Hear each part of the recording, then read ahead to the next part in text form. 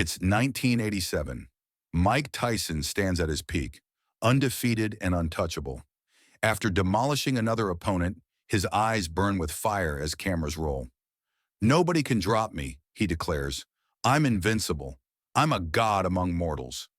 The crowd roars, but in the shadows, a quiet man with weathered hands watches silently. Chucknorris has seen this arrogance before. What unfolds next isn't just a fight. It's a lesson in humility that will echo through ages. Sometimes the most dangerous opponent isn't the one making noise. Sometimes it's the one who says nothing at all. 1987. Mike Tyson was more than a boxer. He was a force of nature. At 21, he had conquered every heavyweight with a pristine record. 30 wins, 27 knockouts, 0 defeats. In his post-fight locker room, Tyson sat like a king, sweat glistening, hands wrapped in bloodied tape. Press crowded around, cameras flashing. "You want to know something?" Tyson's voice cut through chaos. "I've transcended what any man can do to another. Nobody can drop me to that canvas. I am destruction incarnate." This wasn't confidence, it was something darker. Success had poisoned Iron Mike's soul, transforming him from disciplined fighter into something else entirely. Meanwhile, in Texas, Chucknorris taught children's karate. His movements were fluid, precise, decades of discipline made real. "True strength isn't about hurting others," Chuck told his students gently. "It's about protecting those who can't protect themselves." A little girl asked, "Are you the strongest man in the world?" Chuck smiled, kneeling. "Strength isn't about being strongest, Sarah. It's knowing when not to use your strength at all." Tyson's boastful claims spread like wildfire. Media called him Iron Mike the Invincible, feeding his ego with every headline. With each victory, his behavior worsened. Stories circulated of cruelty beyond the ring, mocking defeated opponents, belittling fans, treating everyone like subjects in his kingdom of violence. The breaking point came at a charity exhibition for underprivileged children. Tyson was supposed to go easy on a local volunteer fighter. Instead, he unleashed full fury, dropping the man brutally in the first minute. "This is what happens to anyone who thinks they can stand with a god," he shouted as the unconscious fighter was carried away. "Nobody drops Mike Tyson. Nobody." Chucknorris watched from the crowd, invited to present a youth award. He saw not strength, but weakness. A man who'd lost his way. The charity incident was Chuck's final straw. He'd seen enough bullies. That night, he called Don King. "I want to fight Mike Tyson." King laughed. "Chuck, you're 47. Mike would kill you." "Maybe, but somebody needs to teach him that strength without honor is just weakness." When Tyson heard, his reaction was explosive. "That old movie star wants what?" he sneered during training. "Let's show the world what happens when Hollywood meets real destruction. I'm going to hurt him so bad they'll use the footage for medical training."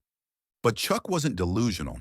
He was a 6-time world karate champion who'd earned respect in full-contact tournaments.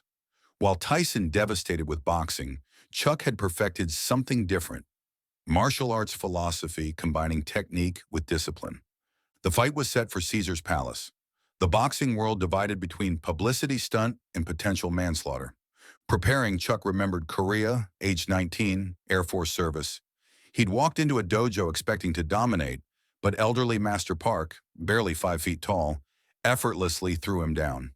"You fight with anger," Park had said. "Anger makes you strong for a moment, but weak forever. True power comes from peace." Years taught Chuck that true strength meant mastering yourself, earning respect, standing up to those who'd forgotten these lessons. Meanwhile, Tyson's preparation became increasingly brutal. Sparring partners were regularly injured, some refusing to continue. "I'm going to kill him," Tyson told his trainer. "When they ask why, I'll say it's because nobody drops Iron Mike Tyson."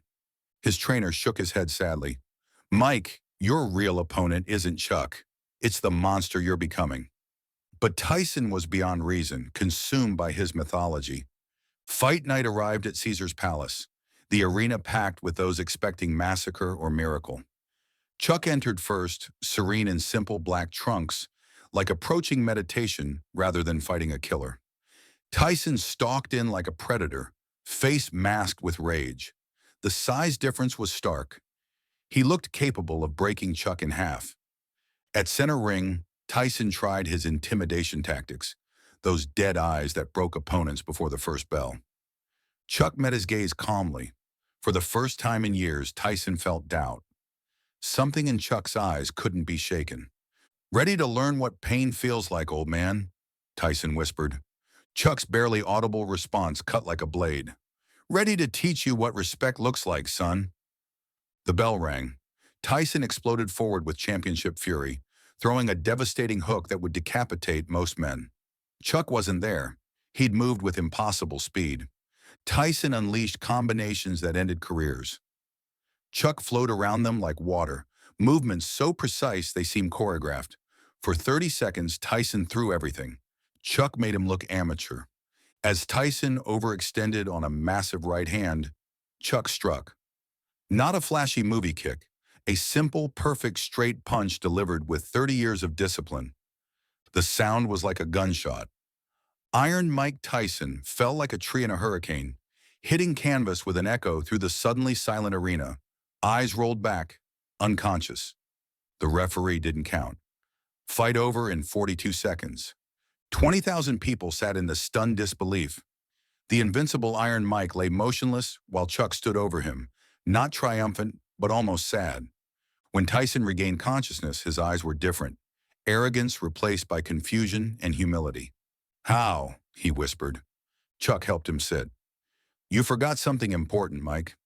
Being strong doesn't give you the right to be cruel, and there's always someone stronger." The knockout replayed thousands of times, analyzed frame by frame. But more importantly, something changed in Tyson. The defeat shattered his mythology but freed him from the monster he'd become. He remembered what it felt like to be human, vulnerable. He sought Chuck out, not for rematch but guidance. "Teach me," Tyson said weeks later. "Not how to fight, I know that. Teach me how to be strong the right way." Chuck smiled. "The first lesson is hardest, Mike. True strength means having nothing to prove." Years later, Tyson became known not just for devastating power, but honesty about failures and helping others avoid his mistakes. The man who claimed invincibility learned real invincibility comes from admitting weaknesses and overcoming them. Chuck returned to teaching children, never speaking publicly about the fight unless asked. When pressed for details about defeating the champion, his answer remained, "I didn't defeat Mike Tyson. I helped him defeat the person he was becoming." The fight became legendary not for the knockout, but what it represented. Character matters more than championships. Humility overpowers hubris, and the strongest people are often the quietest. Chuck proved true power doesn't announce itself. It doesn't boast or tear others down.